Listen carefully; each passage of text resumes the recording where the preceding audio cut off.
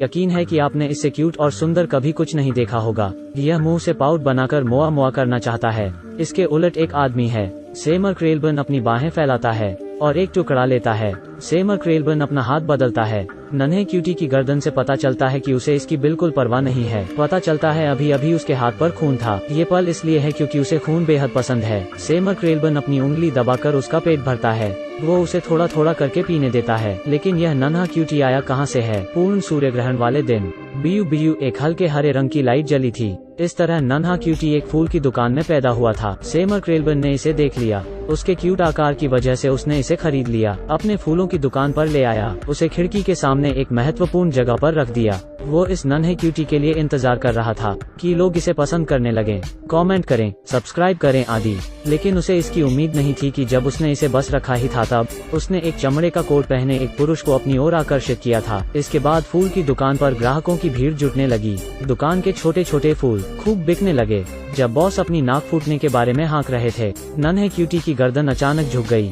Boss हक्का बक्का रह गया। उसने सेमर क्रेलबर्न से नन्हे क्यूटी के बारे में तुरंत सब कुछ साफ साफ बताने को कहा, लेकिन वो सारा पैसा लेकर चला गया। सेमर क्रेलबर्न कितना भी सींच ले, सब व्यर्थ था। जैसे इस खिलौने को पानी पसंद नहीं था। जब सेमर क्रेलबर्न इधर उधर व्यस्त था, उसकी उंगली गुलाब से छिल गई। उसने तुरंत उसे मुंह से दबाया, लेकिन खून बहता गया। नन्हे क्यूटी को खून की गंध आ गई और अपने छोटे से मुंह से पाउट बनाया, बू बू बू। इसका मतलब था कि उसे खून पसंद था। क्योंकि यह काफी स्वादिष्ट खून था, इसलिए नन्हा क्यूटी, जिसकी गर्दन अभी अभी झुक गई थी, अचानक खुद को फैलाने लगा। उस दिन सेमर क्रेलबर्न उसे अपने साथ ले गया फूल की दुकान का प्रचार करने के लिए। अचानक नन्हे क्यूटी को गंध आई ट्यू डंग यू फुट CHS नगी थी एक महिला के खून के आगे, तो उसे उसके बट पर काट लिया। उसने पीछे देखा और देखा कि सेमर क्रेलबर्न ने उसे नहीं देखा है। उसने अपना मुंह पूरा खोला, अपनी गर्दन लंबी की और काटने की कोशिश की। जब नन्हा क्यूटी अपना मुंह चौड़ा खोल रहा था और महिला के कूल्हे पर काटने की कोशिश कर रहा था, सेमर क्रेलबर्न ने देख लिया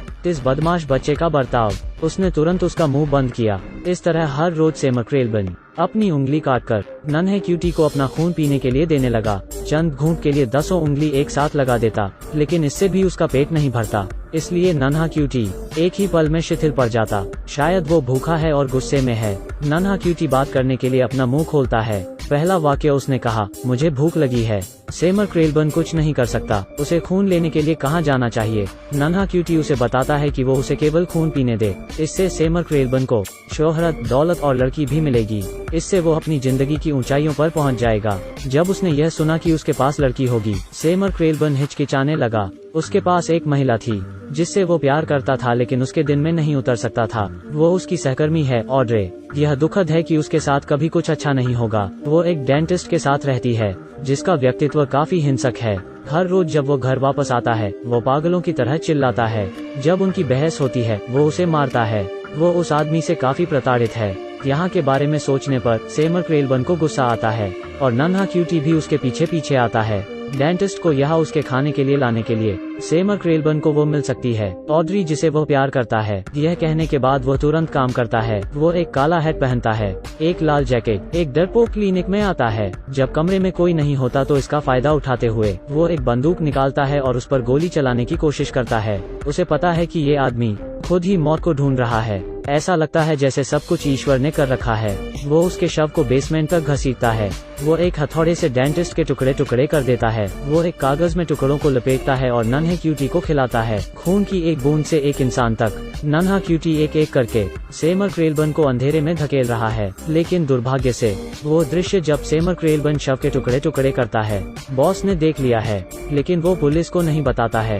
वो बंदूक निकालकर सेमर क्रेलबर्न को वहाँ से जाने को बोलता है। वो चाहता है कि पैसे दिलाने वाला यह खिलौना उसका हो जाए। इस वक्त पीछे नन्हे क्यूटी ने अपना मुंह चौड़ा खोला है। बॉस बस पीछे मुड़ा ही है। उसे अब भी हैरानी है कि यह क्या है। नन्हा क्यूटी उसे तुरंत गटक लेता है। बड़े स्पॉन्सर्स सारे उसके पास इकट्ठा होते हैं और उसके साथ कॉन्ट्रैक्ट साइन करना चाहते हैं। मीडिया भी जुट जाती है इस अनोखे किरदार का इंटरव्यू लेने के लिए। ऑड्री भी उसकी बाहों में गिर जाती है। नन्हा क्यूटी जल्द ही बड़ा हो जाता है, लेकिन लंबे समय तक खून न मिलने से बड़े क्यूटी की गर्दन फिर झुक जाती है। सेमर क्रेलबर्न को पता है कि वो भूखा है, लेकिन उसके पास उसकी भूख मिटाने का कोई तरीका नहीं है। वो चाहता है कि ये ऑड्री के साथ भाग जाए, लेकिन सब कुछ बड़े क्यूटी ने देखा हुआ है। बड़ा क्यूटी अपनी दोनों लंबी लंबी बाहें फैलाता है और शरीर को आगे खींचता है और अपने डंक से एक सिक्का उठाने की कोशिश करता है। इसके बाद वो फोने उठाता है और अपने कान के पास रखता है, एक सिक्का अंदर डालता है और एक नंबर मिलाता है, लेकिन यह फोन ऑड्री को लगता है।